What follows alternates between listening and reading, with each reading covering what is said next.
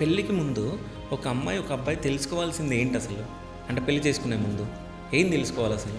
మనం యూజువల్గా ఏం వింటాము, అబ్బాయి అమ్మాయి either it is love marriage కానీ అరేంజ్డ్ మ్యారేజ్ కానీ ఇద్దరు ఒకరినొకళ్ళు వాళ్ళ కొన్ని థింగ్స్ అర్థం చేసుకుంటారు. లైక్ ఇంపార్టెంట్ థింగ్స్ అనేవి చాలా వరకు ఇగ్నోర్ చేస్తారు.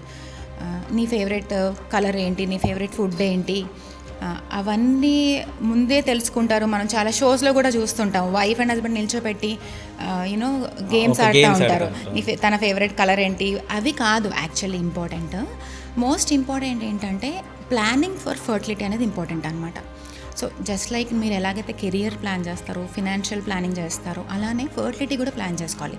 అంటే సమ్టైమ్స్ మగవాళ్ళకి తొందరగా పిల్లల్ని ప్లాన్ చేసుకోవాలని ఉండొచ్చు, ఆడవాళ్ళకి లేదు కెరియర్ సెటిల్ అయిన తర్వాత చేసుకోవాలి, పిల్లల్ని ప్లాన్ చేద్దామని ఉండొచ్చు. సో ఇవన్నీ కూడా ముందే వాళ్ళు డిసైడ్ చేసుకుంటే, వాళ్ళు డిస్కస్ చేసుకుంటే ఏంటంటే వాళ్ళు ఫ్యూచర్ లైఫ్లో కూడా ఏం గొడవలు పడకుండా అట్లా హ్యాపీగా ఉంటుంది అనమాట. అండ్ ఇంకోటి ఒక చిన్న ఎగ్జాంపుల్ చెప్తాను. వన్ ఆఫ్ మై పేషెంట్స్, తనకి నెఫ్రోటిక్ సిండ్రోమ్ ఉందన్నమాట అమ్మాయికి. నెఫ్రోటిక్ సిండ్రోమ్ అంటే కిడ్నీకి సంబంధించిన ఒక డిసీజ్ అనమాట అది. సో అందులో వాళ్ళు లైఫ్ లాంగ్ మెడికేషన్ మీద ఉండాలి. ఆ మెడికేషన్ తీసుకోకపోతే వాళ్ళ బాడీ, వాళ్ళ ఫేస్ అంతా ఉబ్బిపోద్ది అనమాట. ఈ నెఫ్రోటిక్ సిండ్రోమ్ ఉందన్న విషయాన్ని అమ్మాయి వాళ్ళ పేరెంట్స్ దాచిపెట్టారు, పెళ్ళప్పుడు చెప్పలేదు. సో ఆ అమ్మాయికి పెళ్ళైన తర్వాత కూడా మంచిగా ఎలాగైతే ఇంటి దగ్గర నుంచి అన్నీ వస్తూ ఉంటాయో వాటితో పాటు మందులు కూడా పంపించేది వాళ్ళమ్మ. అమ్మాయి సీక్రెట్గా వేసుకునేది. బట్ ఒక టైంలో ఆ అమ్మాయి మానేసింది అనమాట, బయటపడుద్దనో ఏదో భయపడి సంథింగ్. అది మానేయంగానే మొత్తం బాడీ అంతా ఉబ్బిపోయి, ఫేస్ అంతా ఉబ్బిపోయి, సో వాళ్ళు చాలా కంగారు పడి తీసుకొచ్చారనమాట అమ్మాయిని. ఏదో అయిపోతుంది ఈ అమ్మాయికి, అత్తగారు వాళ్ళు చూసి ఎవాల్యుయేట్ చేస్తే అమ్మాయికి నెఫ్రోటిక్ సిండ్రోమ్ ఉంది.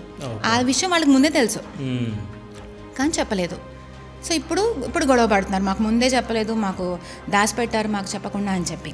సో మన పెద్దవాళ్ళు అంటుంటారు చూసావా, అటేడు తరాలు ఇటేడు తరాలు చూడాలి పెళ్లి చేసే ముందు. అంటే అటేడు తరాలు చూడాల్సింది ఆస్తుల గురించి వాటి గురించి కాదు. యాక్చువల్లీ ఏం చూడాలంటే ఫ్యామిలీస్లో కూడా ఏమైనా ప్రాబ్లమ్స్ ఉన్నాయా, ఫ్యామిలీస్లో కూడా ఏమైనా డిసీజెస్ ఉన్నాయా, కొన్ని జబ్బులు కూడా అది వంశపారంపర్యంగా generation by generation pass on అవుతుంది అనమాట.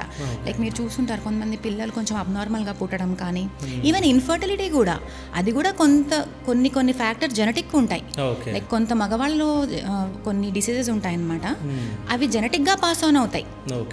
సో అవి కూడా చూసుకోవాలన్నీ వాళ్ళ అటు 7 generations ఇటు 7 generations ఏమన్నా హెల్త్ ప్రాబ్లమ్స్ కానీ ఏమన్నా ఉన్నాయో చూసుకోవడం చాలా ఇంపార్టెంట్ అనమాట. సో దట్ ఫ్యూచర్లో మీరు రిగ్రెట్ అవ్వరు. మీరు అన్నీ తెలుసుకొని, ఎదుటి పర్సన్ గురించి అన్నీ తెలుసుకొని మీరు అంగీకరించి వాళ్ళని యాక్సెప్ట్ చేస్తే అది వేరే విషయం. అది దాచిపెట్టి దాని తర్వాత దాన్ని బయట పెడితే అది వేరేలా ఉంటుంది.